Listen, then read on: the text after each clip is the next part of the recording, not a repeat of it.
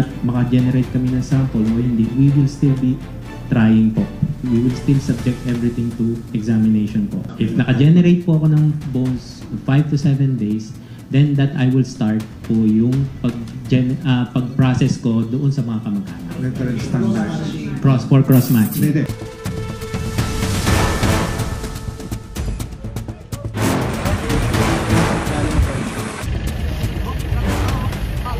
Sabi po namin sa isa't isa, isa lang na may mag-match sa amin. Kahit hindi po ako, kahit hindi po siya. Basta isa lang po sa amin. Hustisya na po talaga yun eh. Kasi ibig sabihin po nun, lahat ng sinabi ni Totoy, totoo. Posibleng mula sa balakang ng tao, ang isa sa mga butong na iahon mula sa Taal Lake, na hawak na ngayon ng PNP Forensic Group. Pero malaking hamon pa ang pagkuha ng DNA sa mga buto, dahil sa matagal nitong pagkababad sa tubig na may asupra o sulfur. Umabot na umano sa 71 buto ang nakuha ng technical diving team, na sumisid sa Taal Lake, na ngayon nasa Philippine National Police Forensic Group. Mula sa nasabing bilang, 6 sa mga nasabing buto, ang posibleng mula sa tao. Sa ngayon, nasa 18 na rin na DNA sample ang nakuha ng PNP, mula sa mga kaanak ng missing sa Bungeros. Right now, we are in the process of sorting yung mga pinasa sa amin. Like we said, 91 samples po yun, lahat yung submitted for DNA examination po. Okay. So we're gonna sort out kung ano yung pwedeng i-DNA examine, ano yung beyond examination po. Pero how long will it take, sir? Siguro po, 5 to 7 days initial findings pa lang po. Okay. Wala pa That's initial. Cross-matching. Wala pa po. Wala pa po. Plus cross-matching ilang days? Another... You could see around mga 21 days or something like that. Para just to be safe. Kasi when I say 5 to 7 days, hindi lahat ng 91. So probably around 15 to 20 samples pa lang kami noon. That's why kadali yung proseso. No. Very difficult po, as you can see po. Kaya yung buong building nakalaan lang for DNA examination. Ganun po kahirap yun. And sir, yung sinabi nyo kanina, out of 91 samples, ilan yung possibly human bone? As per our doctors sa RFU 4A and our doctors here, 6 po yung suspected na human remains po. Bones.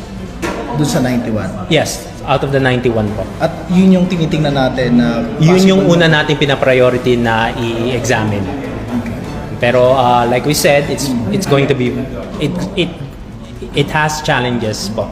Kasi you're looking at a specimen or sample that is submerged. Malambot na po siya.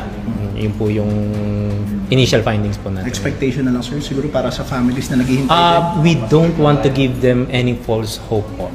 Ang sa amin lang po, we will be very transparent kung whether may makuha kami o hindi. Pero rest assured po, everything po ng ginagawa namin dito, based po sa science and kung ano lang po yung binibigay sa amin ng mga divers. Umalma naman ang Philippine Coast Guard sa mga agam-agam, kaugnay sa ilang sako na may mga buto na nakita sa Taal Lake, kasagsagan ng paghahanap sa labi ng mga nawawalang sabungero. Paliwanag ng PCG, gutay-gutay na ang mga sako nang makita sa ilalim ng lawa, kaya kailangan ingatan ang pag-angat sa mga ito, gamit ang bagong sako. Giit ng Coast Guard, hindi raw sila mag-aaksaya ng panahon sa pagsisid sa lawa, kung hindi sila seryoso sa kanilang trabaho. Sabi naman ng ilang netizens, na baka tanim buto raw ang nangyari, o kaya tanim sako, para idiin na naman daw si PRRD sa kaso. Malupit ka, isa kang halimaw. Bakit mo nagawa na pumatay ng mga tao? Nasaan ang konsensya mo? 34 na sabungero na mahigit pa ang pinatay mo. Bakit nagawa mo yun? Isa kang na may sungay. Hindi ka na naawa, napakalupit mo. Birdugo ka talaga. Grabe ang ginawa mong brutal na pagpatay sa mga mahal namin sa buhay.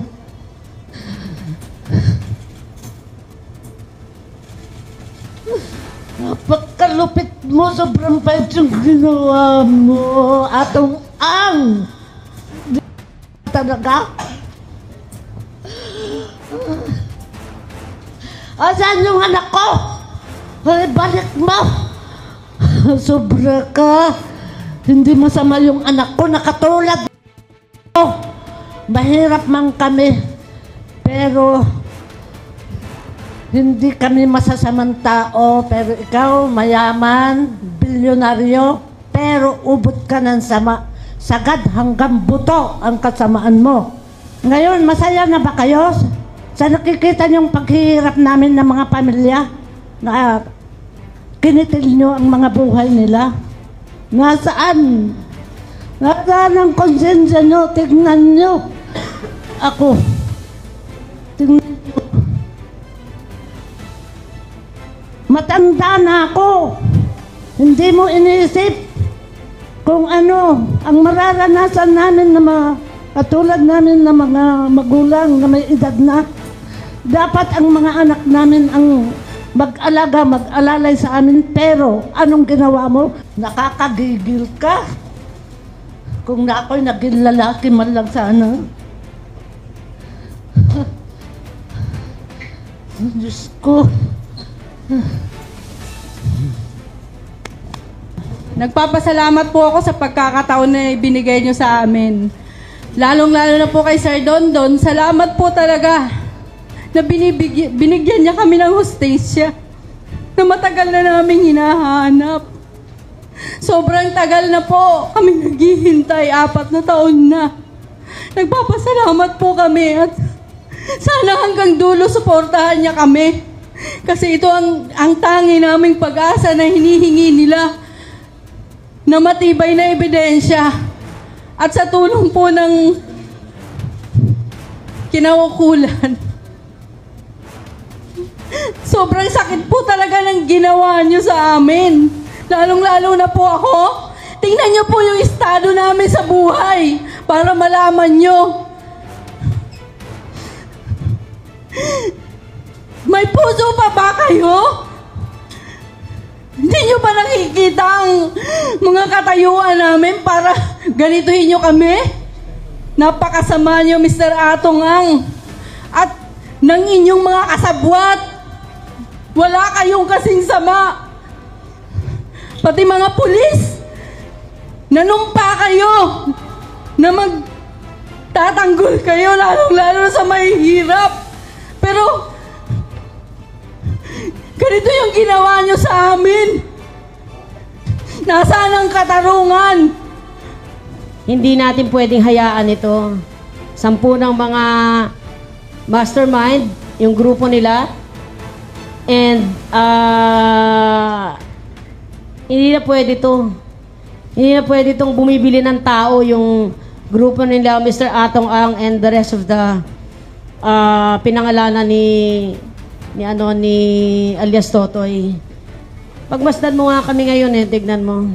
Alam mo kung sinasabi mong mga nag-illegal tong mga taong to. Sana, sabi nga namin pinakulong mo lahat. Pero, tignan mo kami ngayon. Ano ba napala mo? Ano napala nyo? Sasabi ko lang po dito sa gumawa ng hindi po makatao, napakarumal-dumal na krimen. Parang sobra pa sa demonyo. Sobra po ang galit namin sa ginawa nyo sa aming pamilya.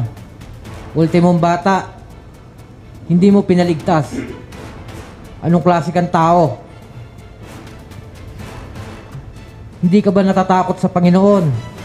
Mr. Atongang, wala ka bang takot sa Panginoon? Hindi mo man lang iniisip ang ginagawa mo na labag sa mata ng Diyos, labag sa tao. Hindi ka na makatao. Sa tingin ko, wala ka ng konsensya. Pero kami naniniwala pa rin kami sa Diyos. Kasi within 4 years, hinintay namin to Hinintay namin na may isang tao lang na bumaliktad o maging kakampi namin. Which is nangyari na nga. Kaya nagpapasalamat kami sa Diyos kasi dumating na po yung pagkakataon sa pamamagitan po ni Mr. Dondon.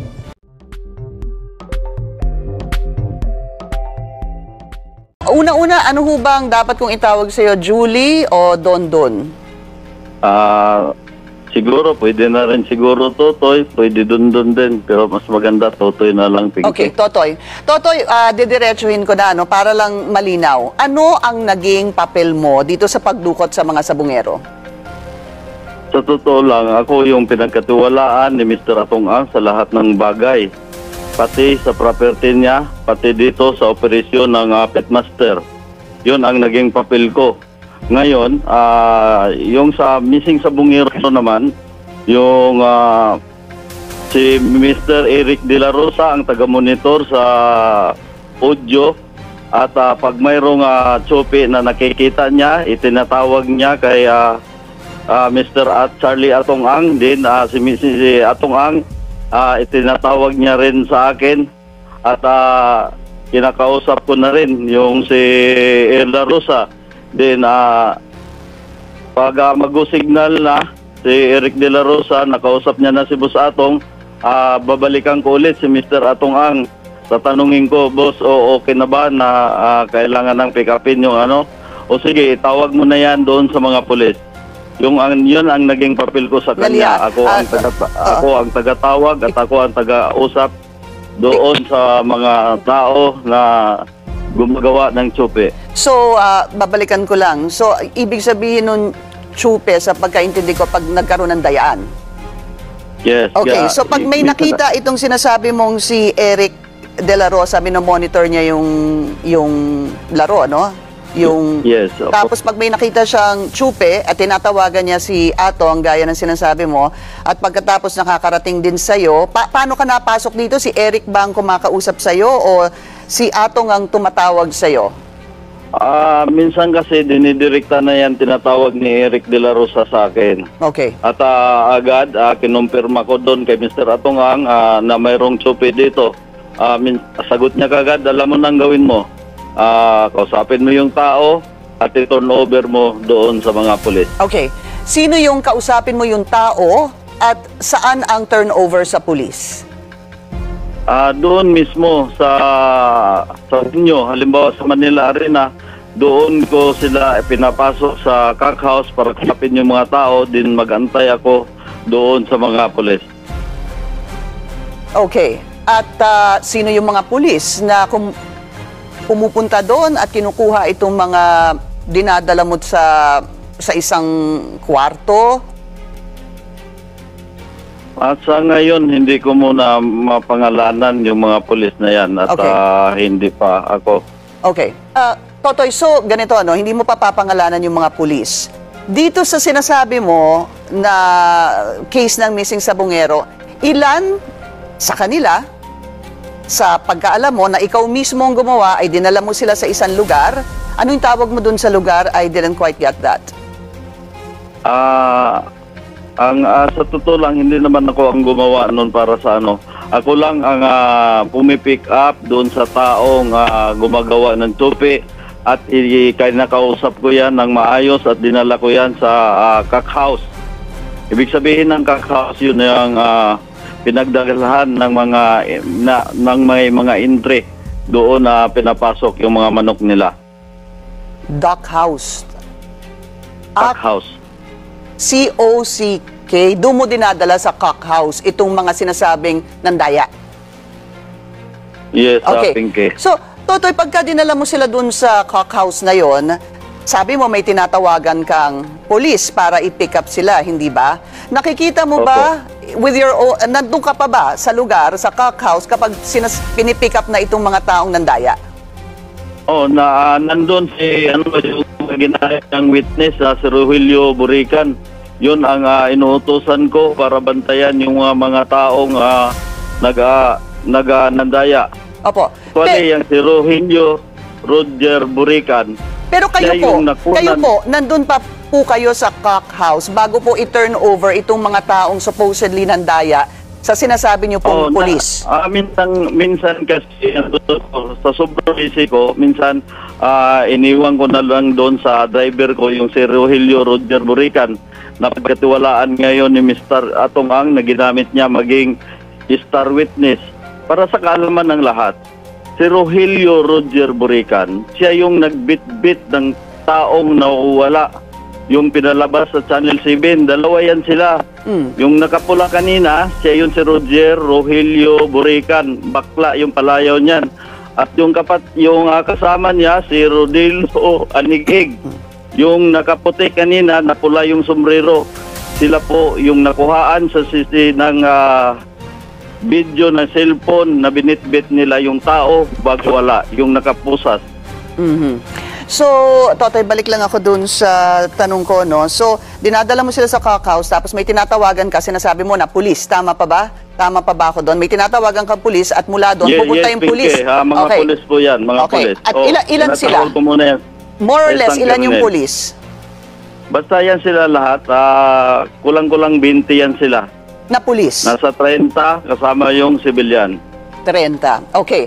So, punta tayo doon sa anong nangyayari sa kanila pagkatapos po ng sila'y ma-pick up. Doon po natin i-continue yung iyong salaysay. What happens to them pagkatapos po pick upin ang sinasabi niyong mga pulis at sibilyan na umaabot sa 30 siguro sila? Noong una, hindi ko alam kung ano yung ginagawa nila. Kasi minsan sunod-sunod na may nangyayaring ganon. Ngayon, nagtaka naman ako, minsan 8 tao, 7 tao yung kinukuha nila sa sabungan. Ngayon, tinanong ko, ano bang ginagawa nyo? Bakit sobrang bilis naman? Mayayari tayo na yung Mr. Atong Ang yan. Meron isang pulis na papakita sa akin ng video, Sir, wala ka ba tiwala? Ito, doon ko nakita kung paano nila pinapatay yung isang tao. Isang tao? Hindi, paano nila pinapatay yung mga grupo ng missing sa Bungero. Opo. At kayo po magsabi sa amin muli kung paano po pinapatay. Totoy, please go ahead. Katulad nung nakita ko based doon sa video na pinakita nila sa akin, yung isang tao ginagamitan nila ng tie wire at yung parang kanta ba na Killing Mo Simple, dinahandahan nilang ginagarote hanggang sa mamatay. Pagkatapos parang pinawakwas nila yung tiyan, yung mga laman-laman para nung una tinanong ko bakit kailangan yung parang pangit na tingnan, yung sobrang karumal-dumal na tingnan yung tao. Sabi nila sa akin para madaling lumubog at hindi lulutang yung tao. At dito papasok yung storya na nilubog sila, supposed to be sa Taal Lake. Sa Taal Lake. Opo. Yes, Pinky. Totoy, para lang malinaw, paano nyo nalaman yung storyang yan? I mean, meron ka bang first-hand knowledge o ito ba ay kwento lang sa iyo nung mga nagpakita sa iyo ng video? Hindi, knowledge ko talaga yan at actual na nila pinapakita yung video at nandun yung mga tao nila na sila mismo nandun. At nilulubog, nakikita niyo po yun. Sa 12 lang, gawa na nga pina-abroad ako niya ni Mr. Atong Ang bago ako umalis, dapat naitago ko yung isang cellphone na may mga video yon sa harap mismo, doon sa bahay niya dati sa Mandaluyong. Napasunog niya yung cellphone ko sa harap nung kanyang driver na si Wani na tinanggal niya na. Pinasunog yung cellphone mo dahil nandun ang sinasabi mong ebidensya, yung mga video? Yes, Pinky. Okay. Nandun lahat. Meron ka pa bang... Opo. Meron ka pa bang, dahil ang sinasabi mo nga wala na po yung ebidensyang yon, meron pa bang ibang ebidensya na magsasubstantiate o magpapatunay dito sa sinasabi ninyong pagpatay, allegedly dito sa mga missing sa Bungero? Meron pa bang ibang evidence that you have on hand? Yes, Pinky. Katulad niyang sa San Pablo, yung si John Lasco. Buti na lang, yung USB na yon na binigay sa akin ng isang kernel na sinabi ni Mr. Atong Ang sa akin na sunugin mo, pero napag-isip ako at tinabi ko talaga yon. Gawa ng nung magkasama kami noon sa isang helicopter, 3 kami niyan, kasama yung piloto, ako, si Celso Salazar at saka si Mr. Atong Ang. Nung pagdating namin doon sa may Batangas, sa may dagat, nadulas siya, naikwento niya, dito ko nilubog yung tao ko dati, nakatulad kay Dondon.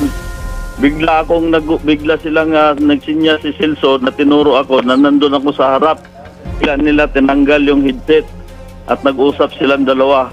Doon ako nakapag-isip, pag marami na pala talagang alam, pinaliligpit na pala ni Mr. Atong Ang.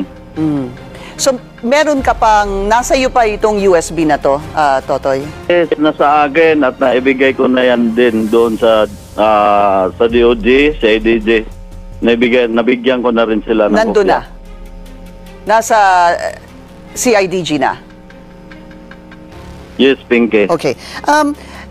Totoy, papaano naman dahil lumutang din yung pangalan ni Miss Gretchen Barreto dito, bakit siya nasama dito sa usapin na ito? Ganito yan, Pinky.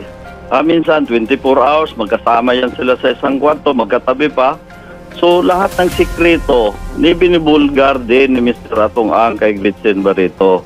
Kaya ang pakiusap ko kay Ma'am Gretchen, Ma'am, ngayon, makipagtulungan ka na lang sa akin. Tumayo ka na rin na bilang isang witness.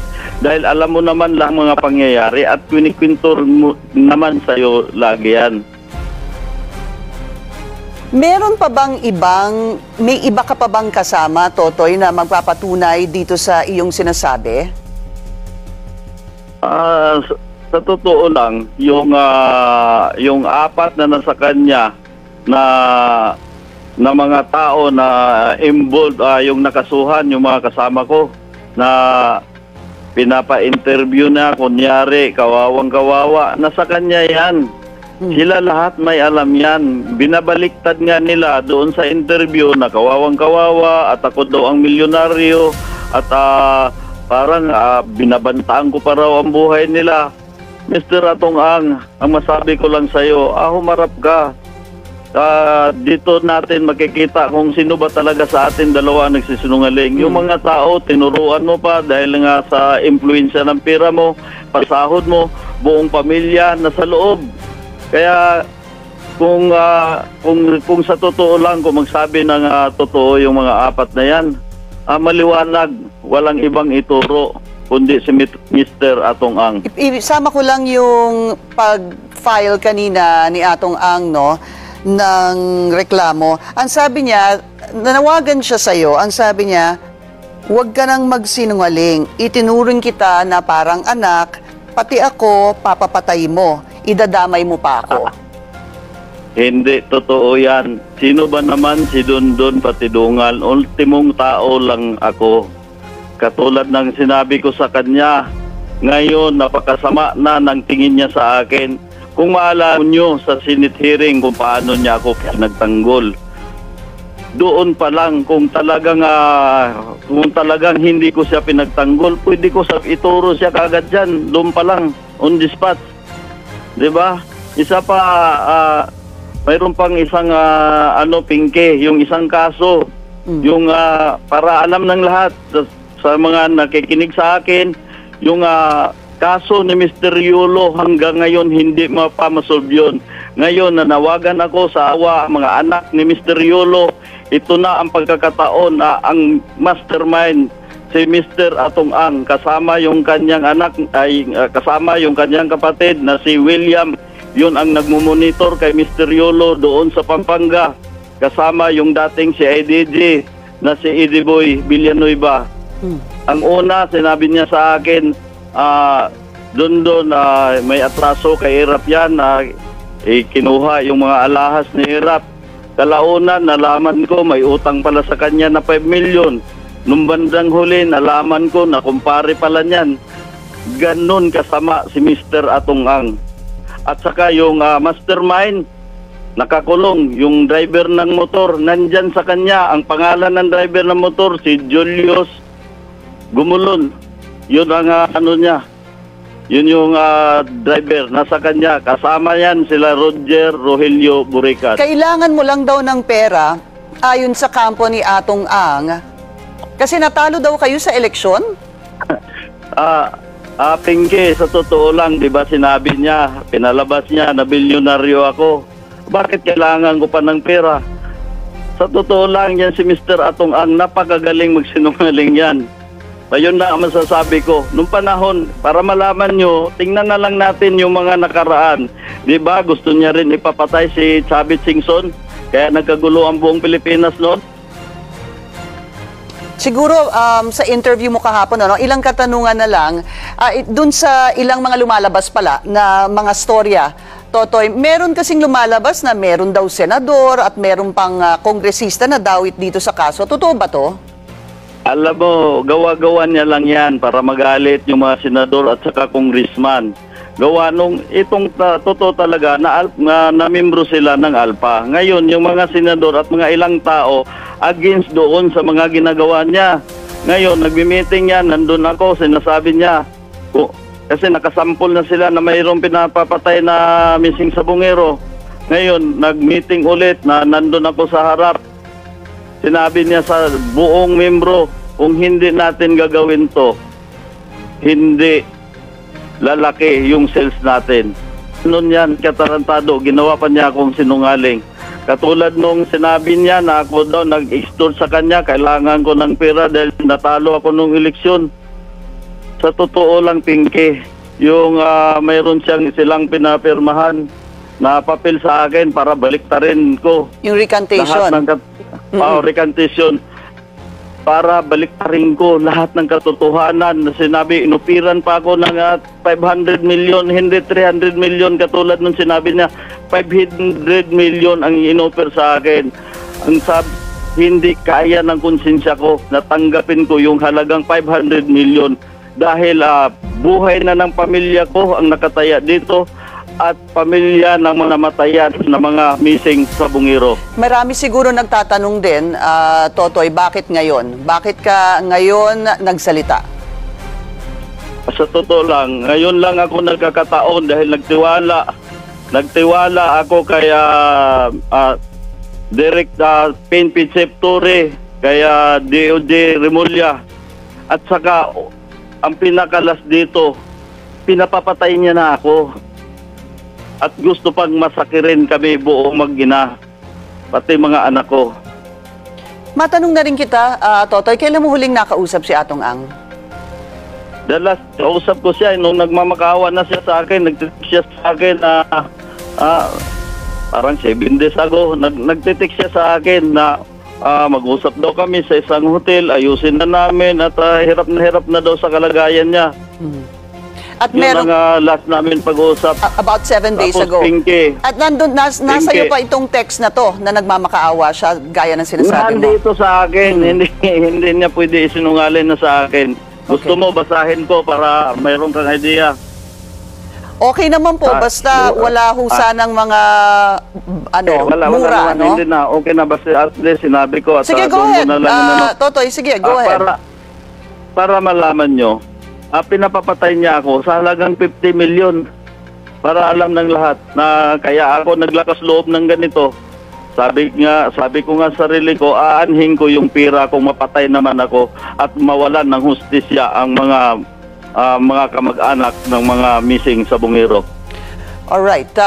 So, kayo'y umaasa. Ano ang plano mo from siguro here on, Totoy? Kasi yung affidavit mo, hindi mo pa naisusumit eh. Inaayos lang ng CIDJ na makompleto dahil pagdating sa akin, putol. Nandoon na pinapapuntahan na ng CIDJ at mayroon na silang iniimbitahan na tao. Ano yung ibig sabihin ng putol at may iniimbitahan na tao? May missing link ba dito na kailangang parte o bahagi ng iyong affidavit? Kailangan kasi makompleto lahat ng aking affidavit. At bakit kulang, Totoy? Mayroon pang kulang ng konti. Siguro by next week may pasa na ito. Gaano ka-importante yung parte na yon at hindi maipasa ang iyong affidavit? Mas pinaka-importante talaga. At hindi mo masabi sa amin ngayon kung ano ito? Sa ngayon wala ako sabihin. Okay. So, ikaw, siguro to end the interview, of course, you are in an undisclosed area. Ikaw ba ay pakiramdam mo ay safe ka? Ngayon, safety naman ako dahil palipat naman ako ng tirahan at alam ko kung gaano ka-powerful to si Mr. Atong Ang. At sinong nag-aalaga sa'yo sa paglipat-lipat ng iyong tirahan o kung saan ka man naroroon? Nasa likod ko yung PNP. Alright. Maraming salamat sa iyong oras.